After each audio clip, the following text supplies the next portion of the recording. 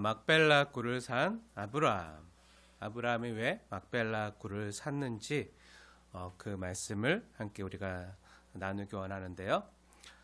먼저 이런 질문을 드리겠습니다. 사랑하는 여러분, 여러분은 하나님을 믿는 성도들로서 믿음의 다음 세대를 위해서 또 자녀들을 위해서 이 땅에 무엇을 남기고 가길 원하십니까?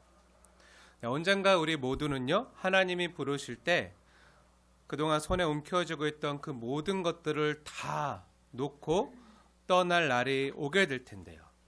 그때 나의 사랑하는 자녀들과 이웃들에게 이 땅에 무엇을 남겨주고 가고 싶으십니까? 축복합니다. 여러분을 주님의 말씀으로 섬기는 말씀의 수종자로서 축복하고 권면합니다. 그 무엇보다 하나님을 믿는 아름다운 믿음을 신앙의 유산으로 남겨주시길 축복합니다. 네. 믿음의 유산이 뭘까요? 믿음의 유산이라고 해서 성경책 한 권만 남겨주어서는 안 되겠죠? 네, 믿음의 유산 하면 생각나는 성경책밖에 이러면 안 돼요.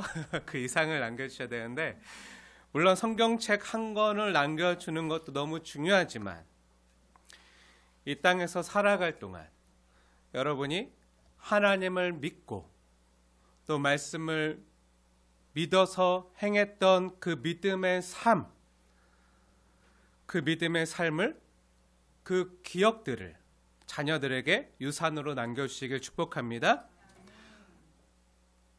고난이 오고 힘든 역경이 찾아왔지만 그때도 하나님을 믿는 믿음으로 감사하면서 자족하면서 모든 것을 잃어버렸지만 모든 것을 가진 사람처럼 당당함으로 베풀고 섬기며 또 자녀와 이웃을 사랑했던 또 섬겨갔던 그런 아름다운 여러분의 삶의 자취들, 그 아름다운 기억들을 여러분의 자녀들과 또 여러분을 아는 이웃들에게 남겨주고 가는 저와 여러분 되어지길 축복하고 권면합니다. 왜 시작부터 이런 이야기를 하는지 궁금하시죠? 네, 오늘 본문의 내용이 바로 이러한 내용으로 시작하기 때문입니다.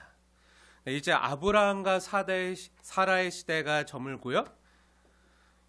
이제 이삭과 리브가의 시대로 세대 교체가 이루어지고 있는 전환점이요.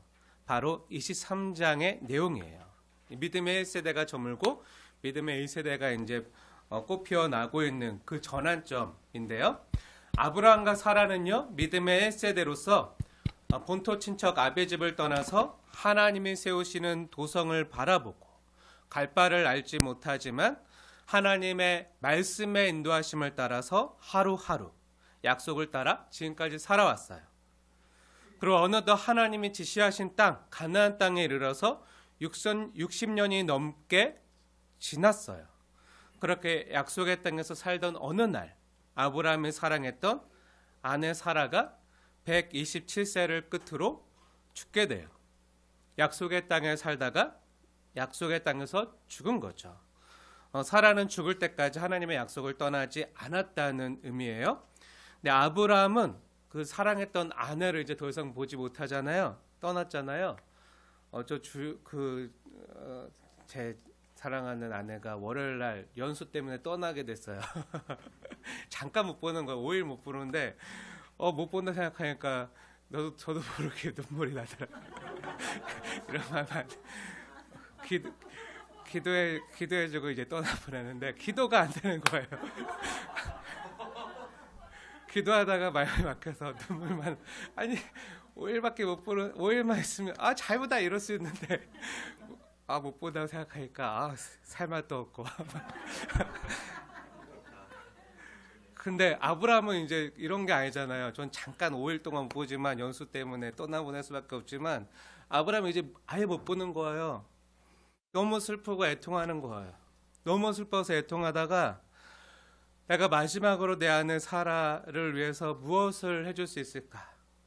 내 아내 사라의 묘를 아름답게 준비해 주어야겠다 하고 아내 장례를 치르고 또 묻을 땅을 찾기 시작했어요. 아내를 마음에 고이 묻고 또 그 육신을 땅에 고이 묻기 위해서 장지를 찾는 아브라. 그 아브라함은요.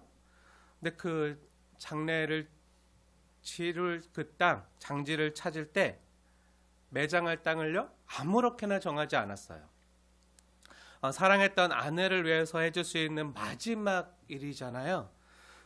그리고 또 하나님의 말씀을 사랑했던, 지금까지 하나님의 말씀을 따라왔던 아브라함이었기 때문에 그에 걸맞는 매우 특별한 땅을 골랐어요. 그 땅이 어떤 땅이죠? 네, 3절과 4절 말씀 함께 읽겠습니다. 3절과 4절 시작.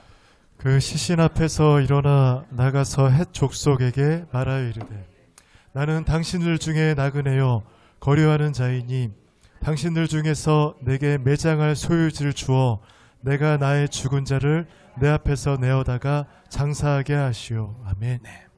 아브라함은요 자기 아내 사라를 위해서 당시 헷 족속 중에 한 사람인 에브론이 가지고 있던 막벨라 굴을 사서 거기 아내 사라뿐만 아니라 자신과 또 자기 이후에 모든 자손들, 가족들을 장사 지내길 원했던 거예요. 그러한 장지를 찾았던 거예요. 그 막벨라 굴을 거래하는 부동산 거래 가정은 이랬어요.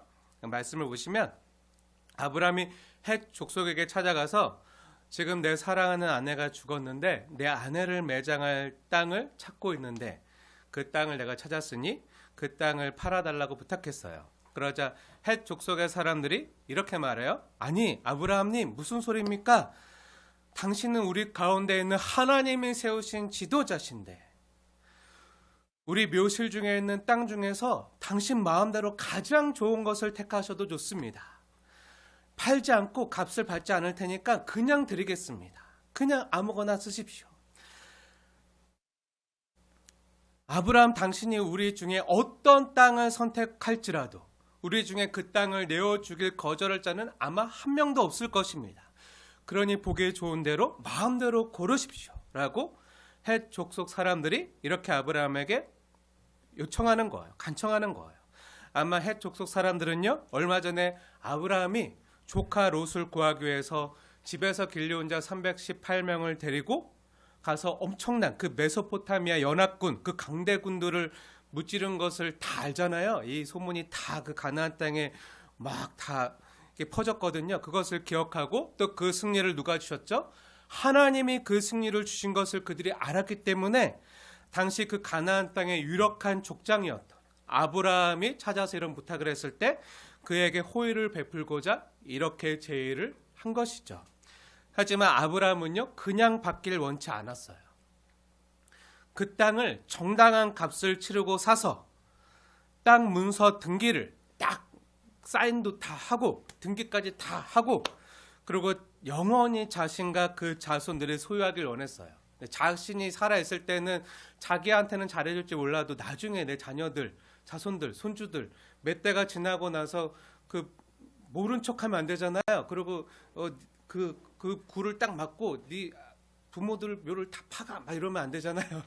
그 영원히 그곳에 내가 없어도 내 자녀들이 안심하고 그곳에 계속해서 그 묘를 또 장례를 치를 수 있는 그 땅을 소유하길 원했던 거죠. 그래서 다시 정중히 헷 족속을 향해서 몸을 굽히고 부탁하는 거예요. 여기서 7절에 아브라함이 몸을 굽혔다는 것은요. 허리만 굽힌 것이 아니라 무릎을 땅에 완전히 대고요. 굽히는 자세. 그러니까 무릎을 땅에 대고 굽히는 절하는 거죠. 네, 이렇게 간청하는 모습으로 당시 가나안 땅의 가장 유력한 족장이었던 그 아브라함이요. 그곳의 모든 사람에게 존경받고 있었던 그 아브라함이 가장 겸손하고 낮은 모습으로 자신의 아내 사라를 위해서 또 자손들을 위해서 매장할 땅을 구하는 거예요. 아브라함이 아내의 장례를 위해서 구한 땅은요. 에브론의 밭 머리 쪽에 있는 그 밭 가장자리에 있는 그 막벨라 굴을 원했어요. 그 막벨라 굴을 사기 위해서라면 제가 당신들에게 충분한 대가를 치르고 사겠습니다. 그러니 제게 꼭 그 막벨라 굴을 파십시오. 이렇게 부탁하는 거예요. 그러자 헷 족속 중에 한 명이 그 땅 주인이 있을 거 아니에요. 그 에브론이 아브라함에게 말하는 거예요. 아브라함님 아니에요. 그러지 마시고 제가 이 막벨라 굴뿐만 아니라 그 굴과 맞닿은 밭까지 그 막벨라 굴로 가는 그 길에 있는 그 통로가 되는 그 길, 또 그 밭까지 다 당신에게 공짜로 다 드릴 테니까 그냥 사양하지 마시고 당신이 원하는 대로 그것을 다 사용하세요. 그리고 당신은 내 아내뿐만 아니라 원하는 대로 그곳에 다 매장하세요. 이렇게 그 에브론이요, 아브라함에게 이렇게 부탁을 하는 거예요. 그러자 아브라함이 다시 햇사람 에브론에게 다시 한번 몸을 굽혀서 무릎을 꿇고 정중히 말하는 거예요. 감사합니다만 저는 그렇게 땅을 거저 얻길 원치 않습니다. 꼭 그 굴뿐만 아니라 그 밭까지, 그 막벨라 굴과 맞닿은 그 밭까지 값을 다 주고 그 땅에 대한 대가를 다 치르고 제가 사고 싶습니다. 그러자 에브론이 이렇게 말하는 거예요. 그 땅값은 은 400세겔이지만 당신과 나 사이에 돈이 문제가 되지 않죠. 아니 우리가 남입니까? 돈을 안 받을 테니 그냥 거기에 편히 장사하세요. 이렇게 또 간청하고 말하는 거예요. 하지만 아브라함이 어떻게 하죠? 아브라함은요, 에브론이 말한 그 은 400세겔을 다 주고 성중의 모든 햇사람들이, 햇 족속의 그 사람들이 다 듣고 보는 자리에서 에브론의 밭과 그 밭에 속한 그 막벨라 굴과 그 주위의 모든 나무가 아브라함의 소유인 것을 확정하는 그런 땅 문서에 계약을 하는 거예요. 요즘으로 말하면 부동산 계약서에 인감도장 딱 찍고 사인하고 또 법원에 가서 법무사무실 가서 이 땅은 이제부터 아브라함과 그 자손들의 소유입니다 하고 등기까지 다 마친 거예요. 그럼 왜 아브라함은요, 햇 사람들이 아브라함에게 그냥 막벨라 굴이 있는 그 땅을 몇 번이나 한두 번 아니고 여러 번 공짜로 다 내어줄 테니 마음대로 쓰세요 했는데도 왜 굳이 그렇게 그들의 호의를 받아주지 않고 왜 굳이 그 땅을 값을 치르고 대가를 치르고 사려고 했던 것일까요? 그것도 성중의 모든 헷 족속이 다 증인으로 지켜보는 가운데 그 누구 하나도 다른 말 하지 못하도록 다 증인들이 있는 가운데서 정당하고 확실한 토지 매매 절차를 밟음으로 이 막벨라 굴에 대한 소유권을 확실하게 하고자 한 것일까요? 거기가 양지 바른 곳이고 경치가 좋아서일까요? 풍광이 좋아서일까요? 그런 것 때문만은 아니겠죠. 결론부터 말하자면 그 땅이요, 하나님께서 아브라함과 그 후손들에게 주시겠다고 약속했던 땅이었기 때문이에요. 그럼 언제 약속하셨죠? 아브라함이 조카 롯을 메소포타미아 연합군으로부터 구해내잖아요. 그 메소포타미아 연합군, 그 바벨론 연합군들을 무찌르고 구출해낸 뒤에 하나님이 아브라함에게 찾아오시잖아요. 창세기 15장에 찾아오셔서 하나님이 아브라함에게 뭐라 말씀하시죠? 나는 너의 방패요, 너의 지극히 큰 상급이니라, 이렇게 말씀하시면서 아브라함과 언약을 맺어요. 그 언약이 뭐라 그랬죠? 햇불 언약이라 그랬잖아요. 햇불 언약 맺은 거 기억하시나요? 네, 그때 구체적으로 그 땅을 언급하시면서 약속해 주셨어요. 햇불 언약이 어디 나오죠? 네, 창세기 15장에 나와요. 창세기 15장 잠시 가볼게요. 창세기 15장 말씀을 보면 6절부터 보면요, 아브라함이 이 땅을 주겠다고 한 그 여호와를 믿으니 여호와께서 이를 그의 의로 여기시고 하는 너무나 유명한 그 이신칭이 장면이 나오잖아요. 그러면서 나는 이 땅을 너에게 주어 소유로 삼게 하려고 너를 갈대아 인의 우르에서 이끌어낸 여호와니라 말씀하시면서 아브라함과 햇불 언약을 맺어요. 그 햇불 언약을 맺으실 때 하나님하고 아브라함하고 이제 언약을 맺는 그 쌓인 과정 중에 하나님이 아브라함에게 뭐라고 말씀하시죠? 그 계약 조건, 그 내용이 뭐죠? 13절 말씀을 자세히 보세요. 많은 사람들이 주목하지 않는 말씀인데요. 13절 말씀을 보세요. 여호와께서 아브라함에게 이르시되 너는 반드시 알라. 너의 자손이 이방에서 객이 되어 그들을 섬기겠고 그들은 400년 동안 내 자손을 괴롭히리니. 네, 하나님이 지금 뭐라고 말씀하시는 거죠? 너의 자손들이 이방에서 객이 되어 나그네가 돼서 그들을 섬기겠고 너의 자손은 이방 땅에서 400년 동안 괴롭힘을 받는다는 거예요. 네, 종이 된다는 거죠. 노예가 돼서 괴로움을 받는다는 거예요. 자손들이 400년 동안 어디서요? 이집트에서, 애굽에서. 이걸 미리 말씀하시는 거예요. 그리고 400년이 지나서 하나님이 그 땅을 징벌하겠고 애굽을 심판하시겠고 너의 자손들은 그곳에서 나올 것이다. 출애굽을 미리 말씀하시는 거예요. 이것이 창세기 15장에 먼저 나와요. 그곳에서 출애굽을 말씀하시고 15절 너는 장수하다가 평안히 조상에게 돌아가 장사될 것이고 네, 실제로 아브라함이 장수했죠. 아브라함 몇 살 살았죠? 몇 세 살았죠? 네, 성경에 보면 아브라함이 175세 죽잖아요. 175세면 장수한 거죠, 정말. 네, 장수한 거예요. 하나님이 사람의 연수를 120년으로 정하신 이후에도 그렇게 오래 장수하며 살았어요. 그리고 16절 보세요.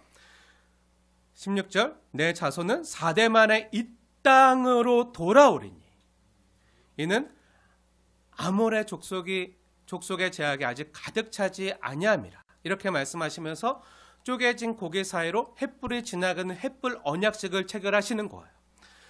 하나님께서 아브라함과 횃불 언약을 통해서 이 땅을 아브라함의 자손들에게 주시겠다는 약속을 한 거잖아요. 그런데 이 말씀을 자세히 들여다보면요. 약속은 했지만 지금 주지 않고 언제 주겠다고요? 400년 뒤에 주겠다는 거예요. 지금 안 준다는 거예요. 400년 뒤에 준다는 거예요. 그 400년 동안 자손들은 고생한다는 거예요. 아브라함에게 땅을 주겠다고 약속만 했지 지금 주지 않고 400년 뒤에 주겠다는 거예요. 이 내용은 신약성경 사도행전에도 기록되어 있는데요.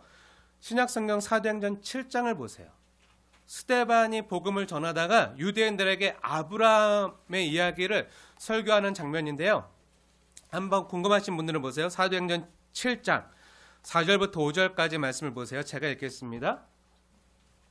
자세히 보세요. 사도행전 7장 4절 아브라함이 갈대아 사람의 땅을 떠나 하란에 거하다가 그의 아버지가 죽음에 하나님이 그를 거기서 너희 지금 사는 이 땅으로 옮기셨느니라. 가나안 땅이죠.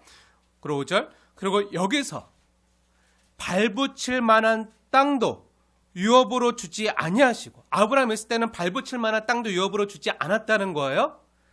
다만 이 땅을 아직 자식도 없는 그와 그의 후손에게 소유를 주신다고 약속하였으며 약속만 한 거예요. 지금 주지 않고 약속만 한 거예요.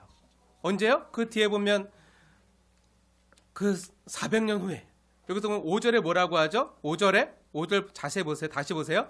여기서 발붙일 만한 땅도 유업으로 아브라함에게 주지 아니하시고 다만 이 땅을 아직 자신도 없는 아브라함과 그의 후손들에게 소유를 주시겠다고 약속만 했다고 나오잖아요. 약속이 뭐죠? 아직 이루어지지 않은 게 약속이에요. 반드시 성취될 것이지만 아직 이루어지지 않은 게 약속이잖아요. 그리고 그 밑에 400년이 지나면 그 후에 그들이 나와서 이곳에서 나를 섬기리라 말씀하시잖아요. 그럼 왜 하나님께서 아브라함 때 바로 그 땅을 안 주시고 400년이 지나서야 주신 거죠? 그 이유가 뭐죠? 네, 다시 창세기로 돌아와 보세요. 창세기 15장. 그 이유가 뭐죠? 네, 아모리 족속의 제약이 아직 가득 차지 않았기 때문이라는 거예요. 하나님 줄 수 있는데 아직 아모리 족속의 제약이 가득 차지 않았다. 아브라함은 원래 갈대아인의 우르에 살다가 온 이방인이고 나그네잖아요. 그 메소포타미아 지방, 그 지금으로 말하면 이라크 그쪽 갈대아 우르에 살다가 온 이방인이고 나그네잖아요. 근데 그 하나님이 이끄신 곳이 이 가나안 땅이잖아요. 근데 이 가나안 땅에는요 원래 살던 원주민들이 있었어요. 아모리 족속 같은 가나안 족속들이 살고 있었어요. 많은 족속, 대표적으로 7족속이 살아요. 가나안 땅에. 근데 다 언급하지 않고 대표로 아모리 족속만 가나안 족속들의 대표로 지금 언급하시는 거예요. 근데 하나님이 평화롭게 잘 살고 있는 그 가나안 땅의 원주민들을 아무 이유 없이 내쫓으시고 그 땅을 아브라함과 그 자손들에게 주면 하나님이 정의롭거나 공의롭지 않은 거죠. 그렇죠? 그래서 하나님은요 지금 아브라함에게 약속만 주셨지 아직 그 땅을 안 주시는 거예요. 그리고 내가 언젠가 이 땅을 너에게 줄게. 그런데 지금은 아니야. 400년만 기다려. 그때 줄게. 하는 거예요. 그때까지 그냥 너는 나그네와 거류민으로 그냥 여기서 사는 거야. 내 약속 믿고 여기서 떠나지 말고 여기서 사는 거야. 이렇게 말하는 거예요. 제 말이 아니라 아브라함의 말인데요. 다시 창세기 오늘 본문 창세기 23장 4절 말씀을 보세요. 그래서 아브라함이 그 가나안 족속들 중에 한 족속인 헷 족속에게 자신을 뭐라고 소개하죠? 창세기 23장 4절 말씀 보세요. 제가 읽겠습니다. 자세히 보세요. 나는 당신들 중에 나그네요. 거류하는 자이니. 제 부탁을 들어주세요. 이렇게 얘기하는 거예요. 그래서 아브라함은요, 여기서도 자신을 나그네요. 거류자로 소개하는 거예요. 하나님의 약속을 믿고 있지만 이 약속은 반드시 성취되고 이루어질 것이지만 아직 소유로 주시지는 않은 거예요. 하나님이 약속만 주셨지 땅은 아직 안 주신 거잖아요. 하지만 아브라함은요, 하나님의 약속을 믿고 하나님의 약속하신 땅에서 그 땅을 떠나지 아니하고 그 땅에서 나그네와 거류민으로 살아가는 거예요.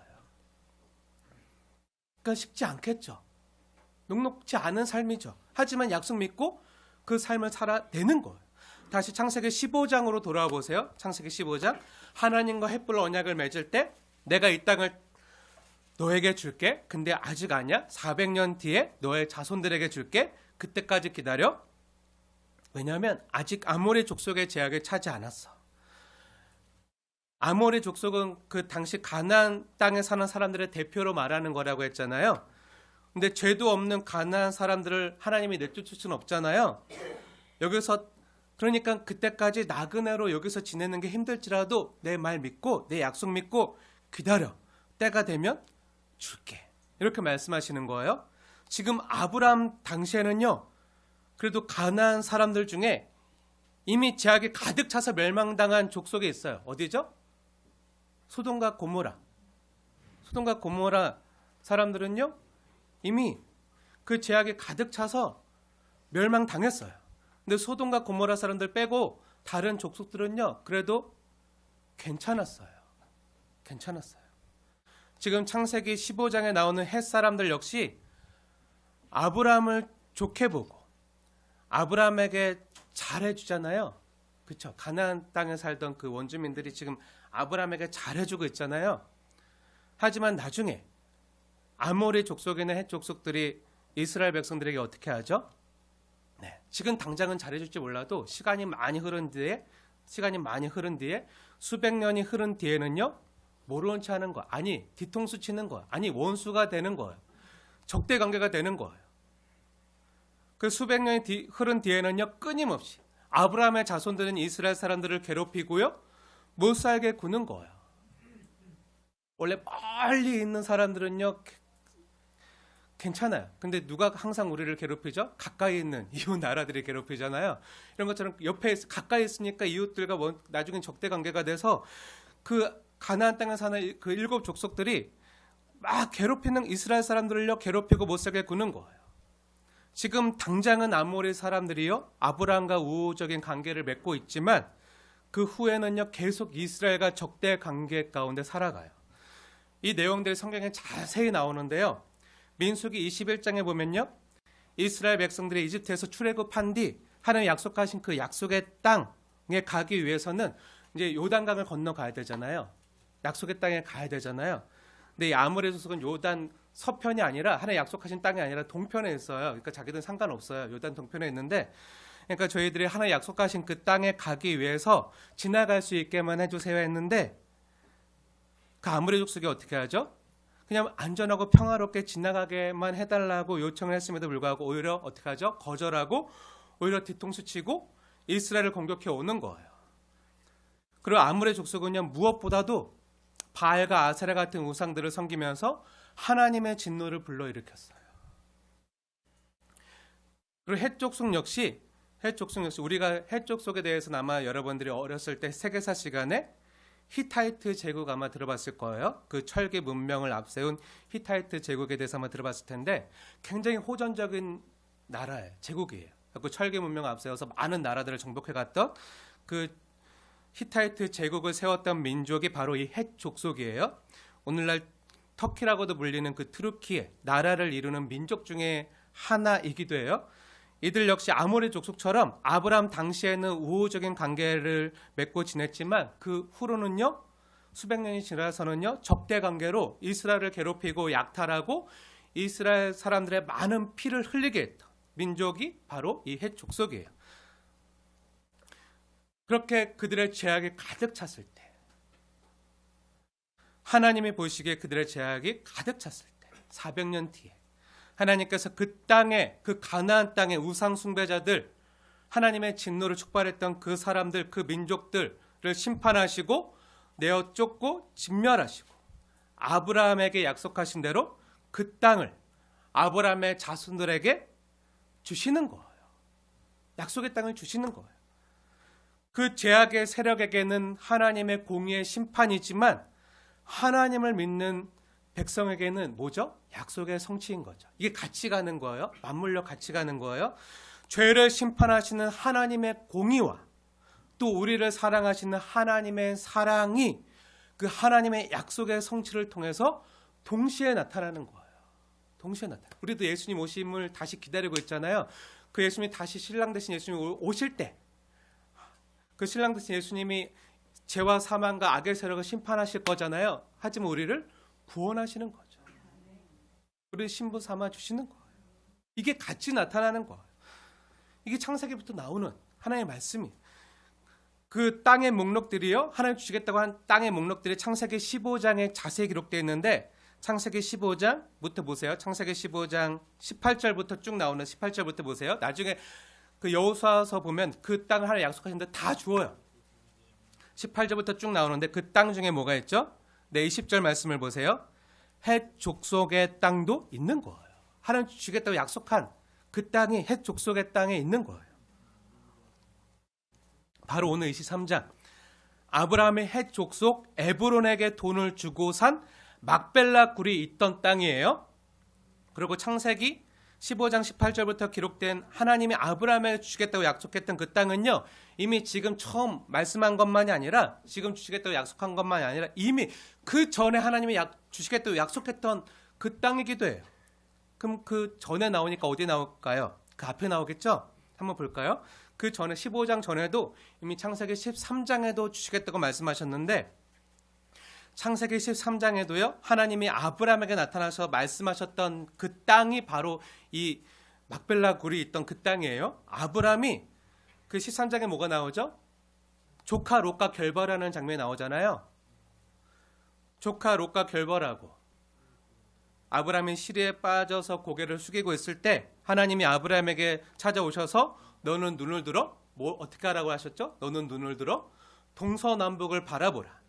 그리고 보이는 땅을 내가 너와 내 자손에게 다 주리니 너는 일어나서 그 땅을 종과 행으로 두루 다녀보라고 말씀하셨잖아요. 종으로 행으로 다 다니라고 얘기했잖아요. 너가 받는 그 모든 땅을 다 주겠다고 약속해 주셨잖아요. 그래서 하나님 말씀에 따라서 아브라함이 종과 행으로 다 두루 다녀보고 정착한 땅이 어디죠? 한번 보세요. 정착한 땅이 어디죠? 창세기 13장 18절 말씀입니다. 한번 보세요. 제가 읽겠습니다. 자세히 보세요. 이에 아브라함이 장막을 옮겨 헤브론에 있는 마므레 상수리 숲에 이르러 거주하며 거기서 여호와를 위하여 제단을 쌓았더라. 네, 이곳이 바로 이 막벨라 굴에 있던 그 헤브론이에요. 마므레 상수리 숲. 이 땅이 막벨라 굴에 있던 헤브론이에요. 이 헤브론은요, 아브라함 당대뿐만 아니라 후에 아브라함의 아들 이삭, 그 이삭의 아들 야곱이 살던 곳이에요. 그 또 사라뿐만 아니라 아브라함과 이삭과 야곱의 뼈가 장사된 곳이 바로 이 막벨라 굴이에요. 그리고 이 마므레 상수리 나무가 있던 이 헤브론이요, 하나님의 말씀대로 400년 뒤에 출애굽한 이스라엘 백성들이 약속의 땅인 가나안 땅에 진군해서 정복한 후에 기념비를 세웠던 곳이기도 해요. 우선 우리 하나하나 볼게요. 한번 궁금하신 분들은 그 창세기 49장 보세요. 창세기 49장, 창세기 맨 뒤쪽에 있는 49장 29절과 30절 보면 야곱이 그 12자녀들을 불러고 축복하잖아요. 야곱의 축복을 하잖아요. 야곱의 축복을 한 다음에 뭐라고 얘기하죠? 나를 여기 막벨라 굴, 에브론, 햇사람 에브론 막벨라 굴에 나를 장사하라. 그래서 그 야곱의 아들 요셉이 그때 당시 애굽의 가장 높은 사람 중에 한 사람이었잖아요. 그 파라오 다음 2인자였잖아요. 국무총리였잖아요. 그러니까 그 사람, 그 요셉이요, 그 아버지의 그 뼈를 그 고센 땅에, 그 이집트 옆에 고센 땅에 살다가 아버지를 그곳에 장사하기 위해서 그 국무총리가 애굽의 2인자, 그 강대국의 2인자가 올라가니까 어떡하죠? 다 올라가는 거예요. 다 이집트 병사들의 호의를 받으면서 모든 사람들이 올라가서 그 헤브론 그 막벨라 굴에 이르러서 장사를 지내고, 또 요셉이 뭐라고 하죠? 요셉이 그 다음에 50장 보세요. 창세기가 어떻게 끝나는지 아시나요? 창세기가 요셉의 이 부탁으로 끝나요. 50장 25절 보면 내 해골을 메고 올라가겠다고 너희들은 그렇게 나에게 말해달라. 내 해골을 메고 올라가겠다고. 그리고 요셉이 애굽에서 죽잖아요. 이집트의 국무총리였기 때문에 애굽에 죽지만 나를 이 애굽 땅에 두지 말고 나를 내 내 아버지가 그곳 내 아버지를 장사한 그 막벨라 굴에 너희들은 나중에 이집트에서 나올 텐데 하나님의 말씀대로 나올 때 반드시 내 해골을 지금 미라로 있어요. 애굽에 장사돼서 미라로 지금 이렇게 보관돼 있어요. 근데 이것을 그냥 두지 말고 꺼내서 나를 이 헤브론, 이 막벨라, 마므레 상수리 나무에 가서 장사할 것을 약속해라. 그리고 나중에 정말 그 홍해를 건널 때도 애굽에 나올 때 출애굽할 때도 메고 나오잖아. 메고 나오고 그 가나안 땅을 정복할 때도 그 애굽의 해골을 가지고. 그리고 여호수아서 24장 보세요. 나중에 그 가나안 땅에 진군해서 정복한 후에 기념비를 세웠던 곳이 어디죠? 여호수아서 24장. 여호수아서 맨 마지막 장을 보세요. 여호수아서 24장에 보면 나오는데 여호수아서 24장 26절에 나와요. 궁금하신 분들 한번 찾아보세요. 제가 읽겠습니다. 여호수아서 24장 26절. 여호수아가 이 모든 말씀을 하나님의 율법책에 기록하고 큰 돌을 가져다가 거기서 여호와의 성소 곁에 있는 상수리 나무 아래 세우고, 이 마므레 상수리 나무예요. 막벨라 굴에 있다. 아브라함이 지금 값을 주고 산 이곳에 계속 믿음의 조상들이 이 하나님의 약속을 기억하고 말씀을 따라서 지금 살아가는 거예요. 말씀을 따라서 살고 말씀을 따라서 죽는 거예요. 하나님이 이루시 하나님의 나라를 바라보고 하나님의 도성을 바라보고 말씀 안에서 머물고 살고 죽고 하는 이것들이 계속 반복돼서 믿음의 다음 세대들에게 계속 하나님의 믿음을 보여주고 드러내고 있는 거예요.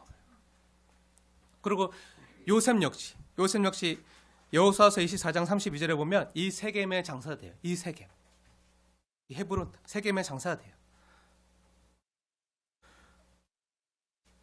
그리고 그 후에 다윗이 처음 왕이 된 곳이요 바로 이 헤브론이고요. 아브라함의 자손 중에 다윗이 있었잖아요. 아브라함과 다윗의 자손 예수 그리스도의 세계라 할 때 그 다윗이 처음 왕이 된 곳도 이 헤브론이고요. 나중에 남유다의 수도가 된 곳도 헤브론이기도 해요. 그럼 다시 본문으로 돌아올게요. 아브라함이 굳이 그냥 주겠다고 했던 막벨라 굴과 그 인근의 땅을 왜 돈을 주고 대가를 치르고 자신과 자신들의 후손들의 소유로 확정하려고 했던 거죠? 네.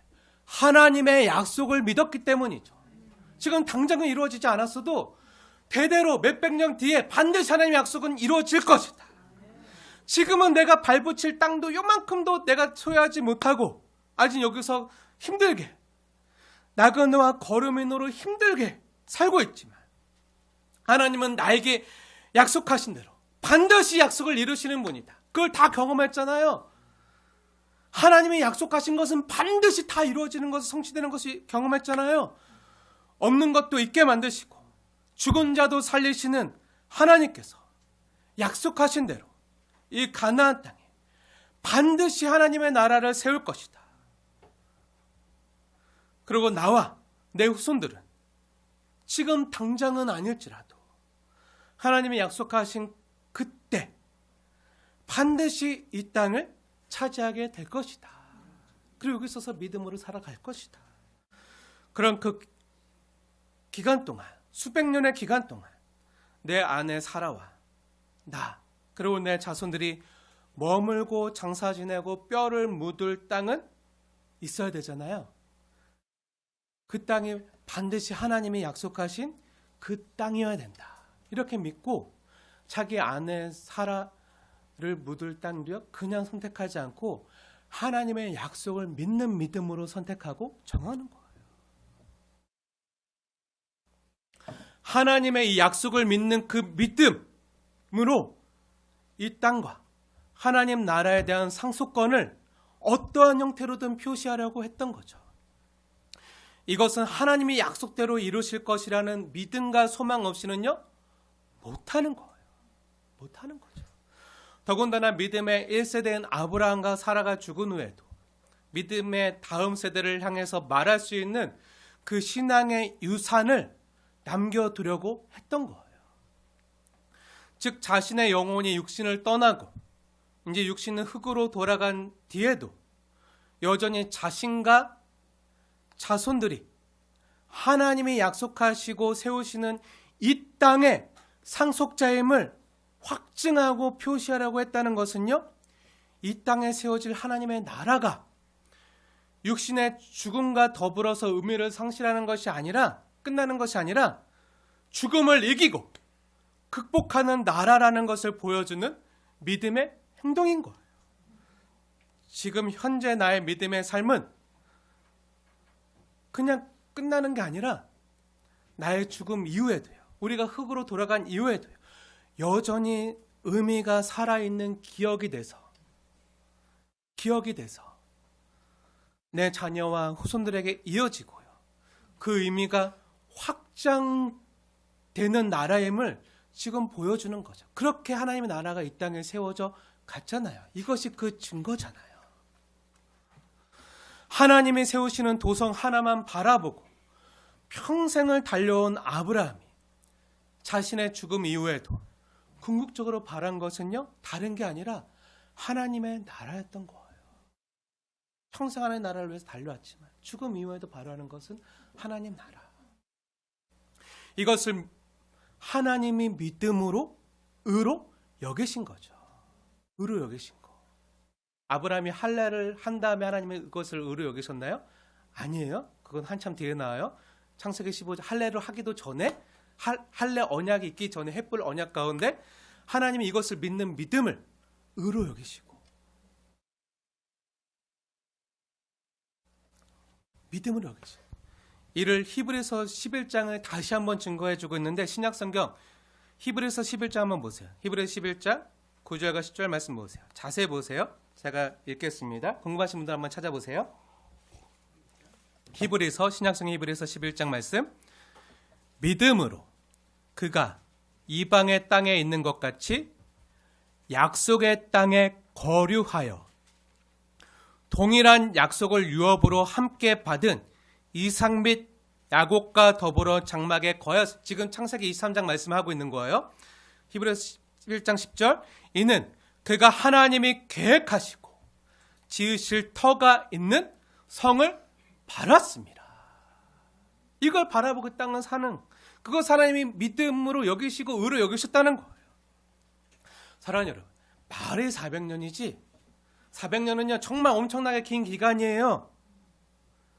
그러면 지금 당장 안 이루어져요. 내 때 안 이루어져요. 그럼에도 한참 후에 400년 뒤에 하나님이 말씀하신 이 땅이 자신의 후손들에게 주어질지 알고 미리 사는 것은요, 믿음 없이는 못하는 거예요. 우리 말로 바꿔서 얘기해 볼까요? 우리 이씨 조선 왕조가 500년이잖아요. 예를 들면 조선 왕조 초기에 세종대왕 때쯤에 우리 자손들이 살 땅을 바라보고 미리 사두는 거예요. 여러분 어디 사두시겠습니까? 한양이겠죠. 네. 내가 진짜 400년 뒤에 내 자손들이 살 땅을 내가 미리 하나님 약속 바라보고 산다 그러면 어디 사시겠습니까? 그거 바라보고 미리 사는 거. 부동산 가치를 떠나서 이런 거 아브라함 그런 거 전혀 관심 없어요. 하나님이 이루실 나라. 그걸 바라보고 지금 안 이루어졌지만 총 몇 세대가 지나고 정말 조선왕조 500년이 지난 그 뒤에 그 때를 바라보고 하나님께서 세우신 나라를 바라보고 미리 사는 거예요. 믿음 없이는 못하는 일이죠. 믿음의 조상이죠. 정말. 아브라함은요 약속을 따라갔고요. 또 약속을 받은 자로 그 아들 이삭을 드릴 만큼 약속의 사람이었던 거예요. 그리고 하나님은 창세기 15장에서 말씀하신 그 400년 뒤에나 성취될 약속을 믿고 그 하나님의 약속을 기억하고 미리 대가를 치르고 자신과 후손들이 고생을 하겠지만 하나님이 고생만 하진 않게 하실 거다. 반드시 웃게 할 것이다. 그때를 바라보고 그 땅을 살 만큼 믿음의 행함을 보인 사람이 아브라함이었던 거예요. 사랑하는 여러분, 오늘 본문을 통해서 하나님께서 우리에게 말씀하시는 메시지가 뭐죠? 약속을 믿는 자의 삶이 어떠한지, 그 하나님의 말씀을 믿기 때문에 당장 나에게 지금 당장 유익이 없다 할지라도, 지금 당장 나에겐 이루어지지 않더라도, 나에겐 당장 발 붙일 만한 땅 하나 없을지라도 나의 자녀들과 자손들에게 하나님께서 이루어 주시겠다고 한 약속을 굳게 믿고 오늘 내 삶의 대가를 미리 치를 수 있는, 대가를 치르는 삶을요 보여주는 거예요. 믿음의 삶을요 보여주는 거예요. 그래서 믿음은요 말뿐만이 아니에요. 행함이에요. 우리가 지난주에 봤잖아요. 그 아브라함의 그 부활신앙의 믿음이 말뿐만 아니라 야고보서 사도가 고백하고 기록한 것처럼 행함이 있는 믿음이었잖아요. 하나님 그것을 의로 여기시고 그래서 하나님의 벗이라 칭함을 받았잖아요. 대가를 치르는 삶이 있다는 거. 말씀을 믿으면 말씀대로 사는 삶의 대가가 필요하다는 거예요. 사랑하는 여러분, 여러분이 오늘 준비할 막벨라 굴은 무엇입니까? 여러분이 오늘 하나님의 말씀을 읽기 때문에 치러야 될 삶의 대가는 무엇입니까? 여러분은 무엇을 미리 준비하시겠습니까? 하나님이 이루실 약속을 바라보고 오늘 치러야 될 대가, 오늘 사야 될 막벨라 굴은 무엇입니까? 여러분이 믿음의 다음 세대와 자녀들을 위해서 지금 오늘 치러야 될 대가는 무엇입니까? 무엇을 남겨주고 무엇을 보여주시겠습니까? 우리가 돈이 많아서 땅이나 아파트를 물려주지 못한다고 할지라도요, 하나님을 믿는 믿음의 유산을 물려주시길 축복합니다. 그럼 그것을 어떻게 물려주시겠습니까? 믿음의 유산은 땅이나 집처럼 보이는 물질이 아니잖아요. 물질이 아닌데 어떻게 보여주시겠습니까? 네, 방법은 여기 있습니다. 하나님의 약속을 믿고 행한 여러분의 순종과 헌신과 삶의 발자국 하나하나, 여러분의 삶을 살면서 치러낸 대가 하나하나, 감당한 일, 행동 하나하나, 그것이 그 기억 하나하나를 여러분의 자녀들에게 보여주십시오. 그럼 그것이 기억이 되고 그것이 믿음의 유산으로 남는 거예요. 그 기억이 믿음의 유산이 되는 거예요. 돈이 필요하지만 돈보다 하나님을 더 사랑하기에 하나님의 약속을 믿는 이 믿음 때문에 돈보다 더 귀한 믿음의 삶을 선택했던, 주일날 주님 앞에 나와 예배하는 일을 선택했던, 또 그런 믿음의 선택 하나하나의 삶의 행동들을, 그 삶의 기억을요 여러분의 자녀들에게, 자손들에게 보여주십시오.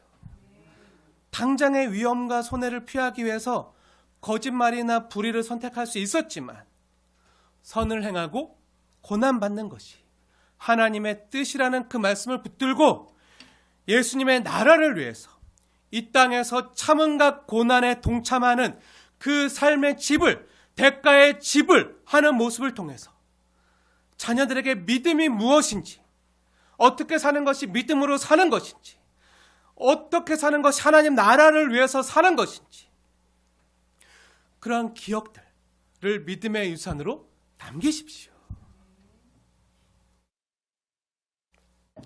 여러분이 남길 믿음의 유산은요, 여러분을 바라보는 사람들의 기억입니다. 기억.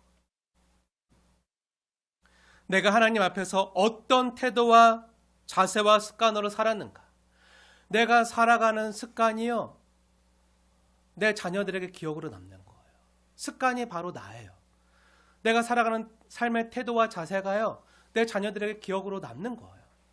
내 태도가 나를 드러내는 거예요. 나를 아는 사람들에게. 어떠한 태도와 자세로 살아가는가.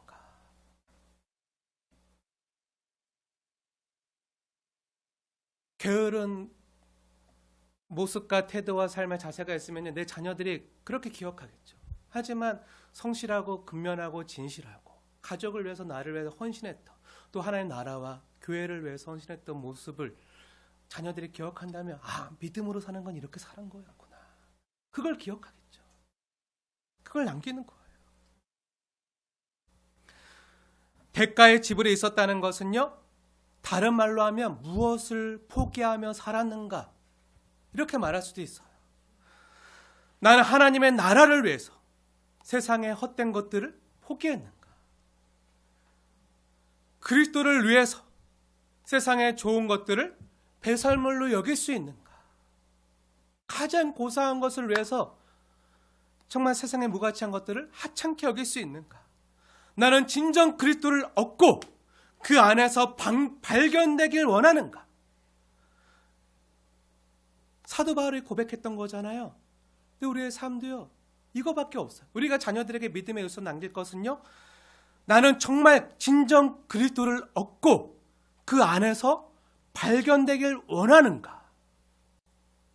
이러한 기억들을 내 자녀들이 추억한다면, 이게 그리스도 안에서 발견되어지는 게 기억이겠죠. 이게 믿음의 유산으로 남는 거예요. 내가 어디 있었는가? 그리스도 안에 있었는가? 아니면 세상 향락 가운데, 쾌락 가운데, 호프집에 있었는가? 네. 어떤 기억으로 싸우는 자리에 있었는가? 혈기 부리는 자리에 있었는가? 막 어떤 기억으로 남기시겠습니까? 이웃과 맨날 싸우고 다투고 막 혈기 부리고 막 이기적인 할아버지 할머니로, 아니면 그런 사람으로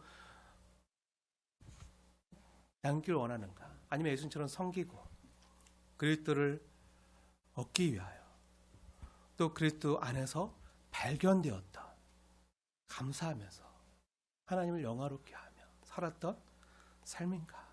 어떤 자리에서 발견되어지길 원하십니까? 어떤 자리에서 살아갔다고 자녀들에게, 이웃들에게 기억되길 원하십니까? 이게 믿음의 유산이에요. 다른 게 아니에요. 부동산, 아파트, 땅 아니에요. 이게. 그리고 그것을 우리 자녀들이 기억할 것입니다. 우리 이웃들이 기억할 거예요. 우리 아빠는, 우리 엄마는 이런 분이었어. 정말 이렇게 아름답게 사셨어. 이런 모습을 삶으로 항상 우리에게 남겨주시고 알려주셨어. 괜찮아요? 지금까지 그렇게 못 살았어도 괜찮아요? 앞으로 잘하시면 돼요. 마지막이 아름다운 게 진짜 아름다운 거예요. 네. 마지막이 아름다워. 그때 우리 몸이 이 땅에 남아있지 않아도요, 흙으로 돌아갔을지라도, 우리 몸이 이 땅에 없을지라도, 우리가 주님과 그의 몸된 교회와 이웃을 사랑하면서 섬긴 행함은요, 기억이 되어서, 믿음의 유산이 되어서 나를 아는 자녀와 이웃에게 남을 것입니다. 그것이 우리가 물려줄 믿음의 유산이고, 우리가 오늘 사야 될 막벨라 굴입니다.